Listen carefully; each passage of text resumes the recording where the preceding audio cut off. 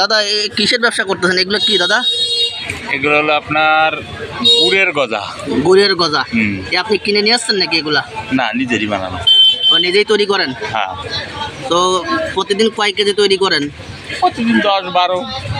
10-12 KG বিক্রি হয়ে যায়? হ্যাঁ, তাতে কয় টাকা বিক্রি করতে পারেন? কেজি কয় টাকা করে? কেজি হলো আপনার, কেজি নিলে আপনার 170-80 টাকা রাখি, আর এমনি পোয়া বেশি 50 টাকা। আচ্ছা আচ্ছা। আর এই যে এই পাশের এগুলো কি বলে? এটা হলো আপনার নোনতা কালি জিরে দেওয়া। আচ্ছা, এটাও নিজে তৈরি করেন? হ্যাঁ, মনাক্কা। আপনি তো এখানেই বসেন নাকি?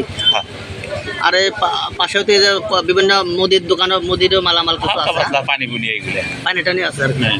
এই সবই নিজের তৈরি আপনার? হ্যাঁ, আচ্ছা আচ্ছা। তো প্রত্যেকদিন কয় কেজি বিক্রি হয় আপনার? ওই 10-12 কেজি।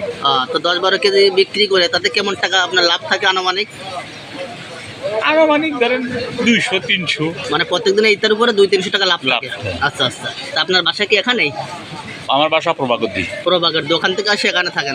এই দোকান ভাড়া? দোকান ভাড়া মাসে কয় টাকা ভাড়া দেওয়া লাগে আপনার? 3000। তো এই ব্যবসা বাণিজ্য করে ভাড়া দিয়ে মোটামুটি ভালোই থাকে? মোটামুটি আছে আর কি, বর্তমান যে বাজার সব জিনিসের দাম বেশি, আচ্ছা আচ্ছা। এইভাবেই আছে আর কি। তা আপনার পরিবারে কে কে আছেন দাদা? পরিবারে আমি, আমার স্ত্রী আর আমার একটা মেয়ে। ও পড়াশোনা করে? ছোট। মানে এই ব্যবসায় করেন, এমনি আর কোনো না, না, আর কোনো জায়গা জমি চাষবাস করেন? না না। মানে এই ব্যবসার এই উপরে ব্যবসা। সংসার চালাচ্ছে? হ্যাঁ।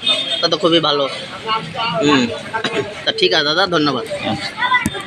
আসলে এই গুড়ের গজা এবং নোনতা খেতে ভালোই লাগে। তো এই গুড়ের গজা এবং নোনতা এইসব টাইপের খাবার সব জায়গায় পাওয়া যায় না। তো আসলে এই ভাইয়ের দোকানে পেয়ে গেলাম। তো ভাবলাম এখান থেকে আসলে খেয়ে যাব আর কিছু বাসার জন্য নিয়ে যাব। তো দেখুন উনি কত সুন্দর করে নিজ হাতে এগুলো তৈরি করছেন। আমরাও কিছু খাওয়ার জন্য নিয়ে নিলাম।